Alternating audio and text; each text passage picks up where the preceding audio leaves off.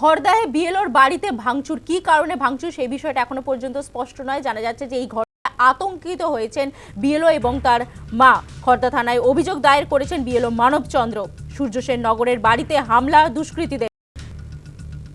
কি কারণে ভাঙচুর সেই বিষয়টা এখনো পর্যন্ত স্পষ্ট নয়। ঘটনায় আতঙ্কিত বিএলও এবং তার পরিবার। হামলার কারণ এখনো পর্যন্ত জানা যায়নি। ঘটনার তদন্তে খড়দা থানার পুলিশ। কি অভিযোগ বিএলও মানবচন্দ্রের শোনাবো। পরশু রাতে আমার বাড়িতে অতর্কিতে মাঝরাতে আক্রমণ করে কিছু মানুষজন। আমি তাকে দেখিনি। আমি বাড়িতে ঘরের মধ্যে একাই কাজ করছিলাম। আমার মা বাবা বাড়িতে কেউ ছিলেন না সেই সময়।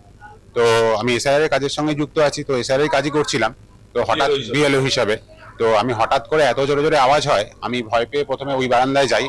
তো ওখান থেকে কাউকে আমি দেখিনি। তারপরে যখন আমি ছাদে যাই সেখানেও দেখিনি। যখন আমি ছাদ থেকে নিচে নেমে যেতে যাই তখন দেখি আমার কাচের জানলা ভেঙে দিয়ে গেছে, আমার দরজার মধ্যে গুঁতোগুতি করেছে এবং বাইরে এন্ট্রান্স পথটাকে পুরো নোংরা করে দিয়ে গেছে। পুলিশ এসছেন, পুলিশ আজকে এসছেন। ওনার কাছে কালকে আমি গিয়ে কমপ্লেন করেছি, যেহেতু রাত হয়ে গেছিল বলে আমি যাইনি। আমি কালকে রাত্রেবেলা গিয়ে কমপ্লেন করেছি এবং আমার পাড়ার কাউন্সিলর সহ আমার পাড়ার যারা সুধীজন আছে তারা আমার পাশে ছিলেন। সবাই মিলেই আমরা যাই, গিয়ে তার সাথে কমপ্লেন করি। আমি এখনো বলতে পারছি না কি কারণে ঘটনাটা ঘটেছে।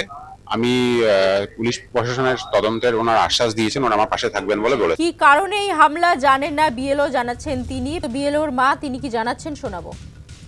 যেহেতু আমার ছেলে বিএলওর কাজ করছে, হয়তো কারুর ক্ষোভ, যে ও কেন বিএলওর কাজ করছে, আমরা কেন পাইনি, এরকমও হতে পারে। হ্যাঁ, এটা তো সরকারি কাজ, এটা তো কোনো পার্টির কাজ না। সরকার ওকে নিজে থেকে দিয়েছে কাজটা, সেই জন্য সেই কাজটা করছে।